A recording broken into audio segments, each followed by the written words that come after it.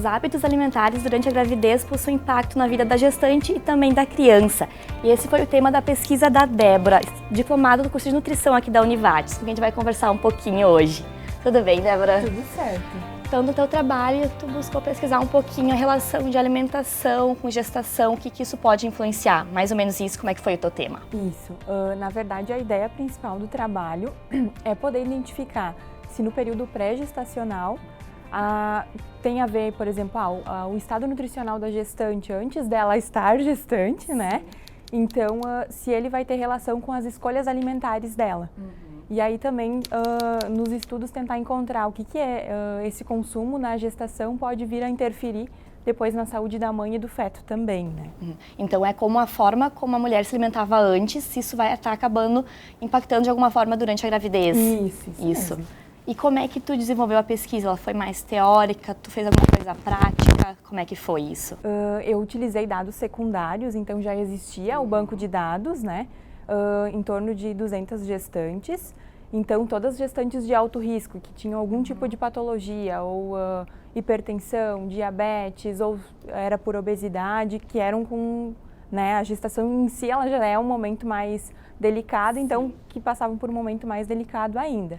Então, foi calculado todo o consumo alimentar dessas gestantes e foi dividido cada alimento de acordo com o tipo de processamento. Então, foi dividido em in natura, minimamente processado, processado e ultraprocessado. Só para a gente entender um pouquinho o que seriam esses alimentos in natura, processado, alguns exemplos só para a gente poder se situar melhor um pouquinho, né? Então, os in naturas e minimamente processados são aqueles alimentos mais naturais, que eles passam por poucos processos, né? Então, assim, as frutas, as verduras ou algum tipo de alimento que passa por algum processo de limpeza. Os processados e ultraprocessados são aqueles que passam por mais algum tipo de processo industrial. Então, que seriam aqueles que a gente deveria evitar o consumo. Ou pelo menos diminuir, principalmente durante esse período, né? E aí até um dos resultados que a gente acabou encontrando que chamou a atenção, que quanto menor a idade da gestante, maior foi o consumo dos ultraprocessados. Então, esse resultado preocupante, porque quanto mais a gestante consome esse tipo de alimento, mais ela pode estar prejudicando a saúde dela e do bebê também, né? E quais... que a criança pode estar sendo prejudicada com o consumo desses alimentos pela mãe? Tem algum estudo, alguma... Sim, tem estudos que falam até da questão do neurodesenvolvimento da criança, né? Então, assim, estudos que o acompanharam até os 8 anos de idade perceberam que aquelas gestantes que consumiam alimentos mais saudáveis, essas crianças tinham um desempenho melhor. E são coisas que a gente não consegue ver a curto prazo, né? Só a longo prazo. Sim. E por que a escolha desse tema já era algo que te chamava a atenção? Por que tu decidiu, vou pesquisar sobre alimentação, gestação, o que esses dois assuntos têm em comum, podem influenciar um outro? Sempre gostei da área materno-infantil, então isso foi um dos motivos, né, que mais me inspirou. E aí, quando surgiu a oportunidade de trabalhar com essa área ainda mais com risco, né, me instigou mais ainda a fazer algo que também pudesse estar contribuindo com as outras mulheres que pensam em ter filhos e com aquelas que já são gestantes também, né? E no teu trabalho tu acabou focando, né, que tu comentou, nas mulheres que já tinham algum risco, já tinham alguma patologia.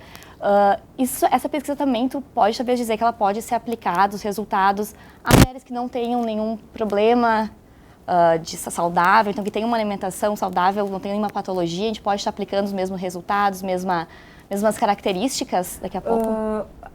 De certa forma, sim, porque na verdade se a gestante começar já a se, né, mesmo que ela esteja saudável, se ela consumir bons alimentos, ela vai estar garantindo mais saúde ainda, né?